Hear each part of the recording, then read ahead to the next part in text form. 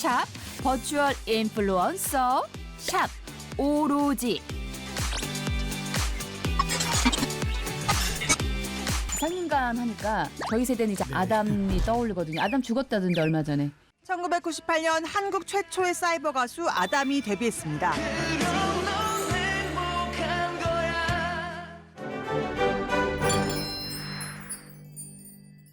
어떻게 처음으로 가상인간을 만들 생각을 하셨어요?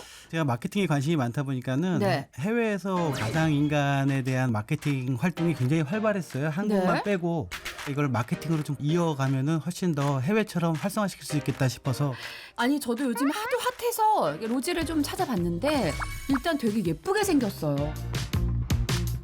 진짜 사람인 줄 알았어. 듣고 나니까 네네 이제 듣고 나니까 이제 안 거예요. 그 로지를 개발할 때 네. MZ세대 셀럽들 좀 분석해서 개발했었는데요. 네. 지금 우리 MZ세대들이 뭐 인위적인 아름다움이나 샤브형의 아름다움보다는 조금 더 자연스러움을 좀 드러내는 아름다움을 좀 많이 원해서 네네. 주근깨를 좀 적극적으로 저희 매력 포인트로 주근깨를. SNS 지금 활동을 하고 있잖아요, 로지가요. 그 처음에 가상인간인 걸 안 밝혔다고 합니다. 이거 네. 왜 그런 건가요? 저희는 이 인플루언서의 가장 핵심은 소통력이라고 생각하는데 네. 처음에 소통력이 과연 통할지 확인하는 차원에서 가상인간이라는 거는 안 밝히고 네. 먼저 순수하게 인플루언서 활동을 했습니다. 그럼 로지가 처음에 시작하고 나서 얼마 만에 몇 명의 팔로워를 달성했나요? 이거 궁금해요. 저희가 가상인간이라는 걸 공개 안 한 게 한 4개월 정도 됐는데요. 네. 한 12,000명 정도 팔로워가 해외 릴 미켈라가 300만 팔로워를 갖고 있고요. 슈드라는 슈퍼 모델은 약 슈드. 20만 팔로워를 갖고 있는데요. 20만. 예. 릴 미켈라는 노래하는 걸 좀 더 좋아하고요. 네. 슈드는 패션 슈퍼 모델로서 로지는 아주 맑고 건강한 사고 방식을 갖고 있는 어. 22살의 여자 인플루언서입니다. 자, 그러면 가상인간이란 거를 알고 나서는 왠지 약간 거부감을 보이는 반응도 있지 않았을까 예상을 하는데 어땠어요? 저희도 그런 걱정을 좀 많이 했는데 요즘 20대들이 느끼는 거는 그냥 재밌다라고 반응을 하더라고요. 아, 너무 막 진지하게 막 깊게 들어가진 네. 않는군요. 기존의 어떤 친구들보다 다른 영역에 또 다른 친구가 생겼다는 식으로 약간 해서 좀 펭수처럼 왜 우리가 펭수는 이렇게 물어보면 안 되거든요. 나이 물어보면 안 되고 이런 거 있는데 약간 로지도 좀 이렇게 무언의 그런 게 있나 봐요. 네, 좀 비슷한 것 같습니다. 예. 오. 얼마 전에 생일이라고 올린 SNS가 있어요. 로지의 생일이라고. 두 번째 22살. 영원히 이제 안 늙는다는 얘기잖아요. 근데 하필 왜 22살이죠? 세대가 변할 때마다 그 중심이 항상 20살에서 22살 사이였던 것 같아요. 새로운 세대를 대변할 수 있는 핵심 나이대라고 생각이 들어서 네. 22살로 결국 로지가 놀아야 될 공간은 메타버스라는 곳인데요. 자자의 버스 안에서 듣고 싶습니다. 자자의 버스 안에서 듣고 싶습니다. 대표님 죄송하지만 아니 안 괜찮아. 그 버스랑 메타버스 다르잖아요. 중요한 건 저는 메타버스가 무슨 뜻인지를 몰라서 메타버스 뭔가요? 네, 메타버스라는 그 초월을 뜻하는 메타라고요. 네. 경험 공간을 얘기하는 유니버스가 합쳐진 합성어인데요. 가상의 공간을 뜻하는 겁니다.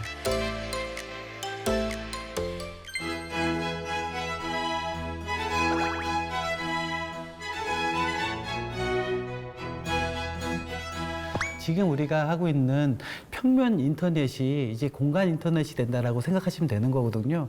인터랙티브 요소가 더 가미된 정도로만 생각하신다면은 메타버스 세상에서는 굿즈를 사고 싶다. 그러면은 이제 내 캐릭터가 구찌 매장 앞에 아마 도착을 하겠죠, 바로.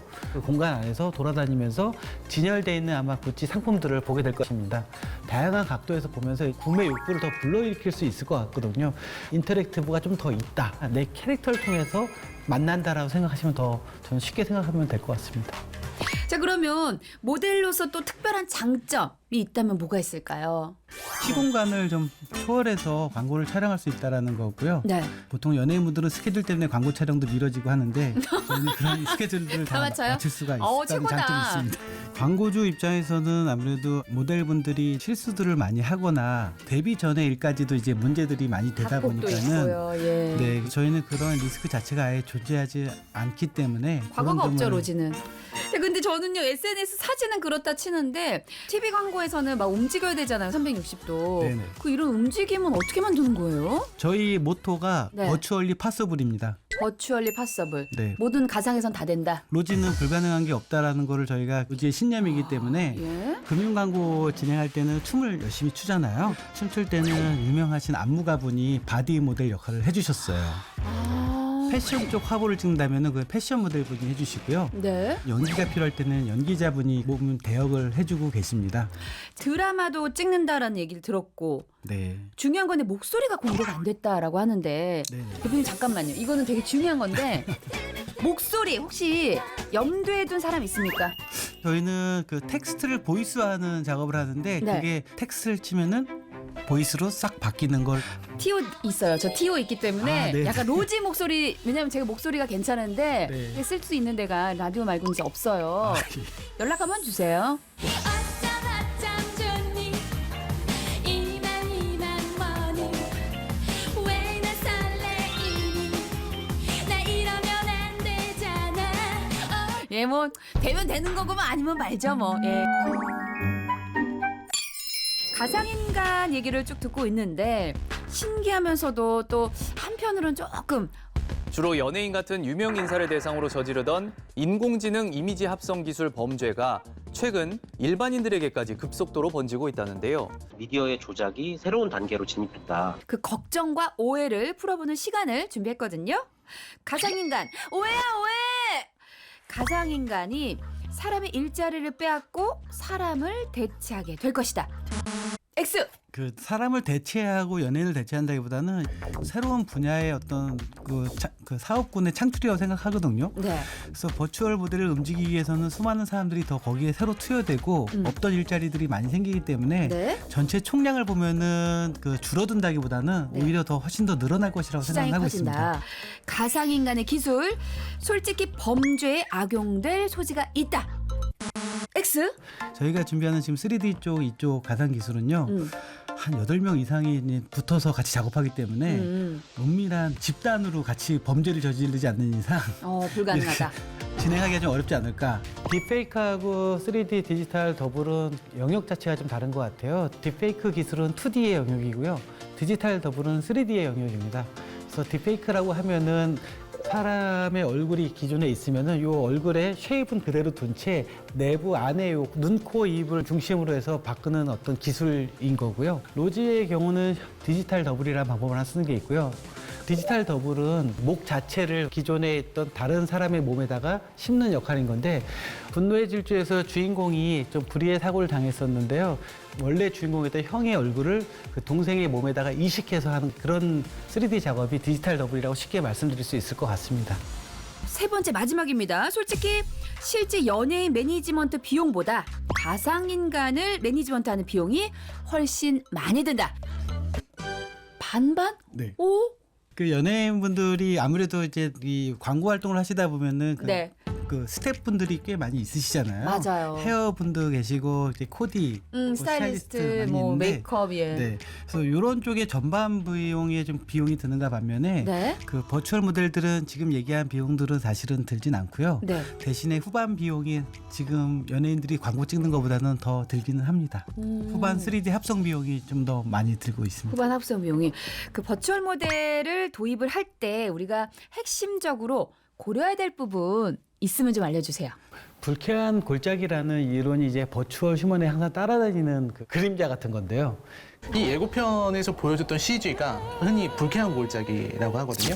이 CG랑 사람의 어떤 실사화를 좀 잘못하다 보니까 사람들에게 뭔가 불쾌한 감정을 가지게끔 한 거죠. 그걸 어느 정도 수정해서 이번에 영화가 나오기도 했는데 이제 미국에서 먼저 개봉을 했는데 거기서부터 혹평을 많이 받았죠. 사람과 닮은 로봇을 봤을 때 사람들의 호감도는 처음에 올라가다가 이 좋았던 감정 자체가 계곡으로 훅 빠져서 불쾌해지는 느낌을 갖고 있는 이론인데요. 여기서 소통력이 생기고 사람과 같이 인정이 될 경우에는 이 호감도가 상승한다는 그런 이론입니다. 근데 당시에 로봇이라는 것 자체는 소통이 어려운 거였잖아요. 지금 현재의 버추얼 모델들은 소통을 중심으로 해서 그 팔로워들이 지금 생기고 있는 거거든요. 골짜기는 원만한 소통력이 있다면은 쉽게 탈출할 수 있다고 생각이 지금 들고 있습니다. 영어 단어로 4글자로 한다면은 이 새로움을 뜻하는 NEWS라고 생각하고 있습니다. N이라는 개념은 저희가 내추럴을 생각하고요. 네. 무엇보다도 자연스러워지 안 그러면은 이 불쾌한 골짜기 안에 빠질 수 있기 때문에 네. E는 엔터테인먼트 요소를 갖춰야 된다. 피드 한 장 한 장을 올리더라도 그게 스토리가 되고 재밌어야 되기 때문에 그냥 막 올리는 것이 아니라 엔터테인먼트의 개념을 꼭 가져야 된다는 거고요. W는 월드와이드라고 생각하는데 좁은 세계관이 아니라 다양한 나라에서까지도 좀 통용될 수 있는 범용적인 버추얼 모델의 활동 영역이 돼야 될 것 같고요. 네. S는 저는 스토리텔링이라고 생각합니다. 이 세 가지를 다 묶어가지고 잘 짜여진 컨텐츠의 스토리텔링을 만들어야지 된다. 이것들이 버추얼 모델의 필요 덕목이다라고 생각하고 있습니다. 마지막으로 우리 대표님의 계획이나 목표. 우리나라 사회 문화가 이제 메타버스를 향해서 많이들 달려가고 있는데요. 네. 저는 메타버스 안에서는 기존의 경제 질서가 다 재편될 거라 생각이 들거든요. 네. 저희가 넘버원 버추얼 엔터테인먼트 그룹으로 바로 서는 것이 저의 가장 큰 목표입니다. 흔히 아는 메타버스 안에서의 캐릭터의 역할들은요, 미니미 같은 캐릭터들로 구성이 되어 있잖아요. 점차 메타버스 안의 캐릭터들도 휴먼처럼 생기게 될 것이고요. 향후에는 본인들도 다 메타버스에 접속하기 위해서는 자기 캐릭터들이 생기게 되는 거거든요. 캐릭터를 통해서 로지를 만나게 되고 소통이 더 많아질 것이고, 저희는 향후에 메타버스가 좀 더 발전됐을 때 키플레이어는 바로 버추얼 휴먼을 운영하는 회사가 될 것이라고 생각하기 때문에 다양한 경쟁력 있는 휴먼들을 만들려고 저희는 지금 준비하고 있습니다. 제2의 로지도 생각을 하고 계세요? 네, 그 3인조 남성 아이돌 그룹을 연내에 한번 선보일 예정에 있습니다. 대표님 꼭 성공하시라고 잔을 한번 둡시다. 예. 대표님 화이팅 하시고 3인조도 성공하시길. 감사합니다. 화이팅! MZ 세대를 디지털 네이티브 세대라고 하고 있잖아요. 저는 디지털 네이티브의 다음 세대는 바로 버추얼 네이티브다라고 생각을 하고 있습니다. 그래서 이 버추얼은 더 이상 새로운 게 아니라 우리의 일상으로 다가와 있을 거라고 생각이 들고 있습니다. 네, 오늘 이렇게 가상인간 로지에 대해서 이야기를 나눴는데 대표님 네, 사실은 저도 가상인간이요. 저도 가상인간.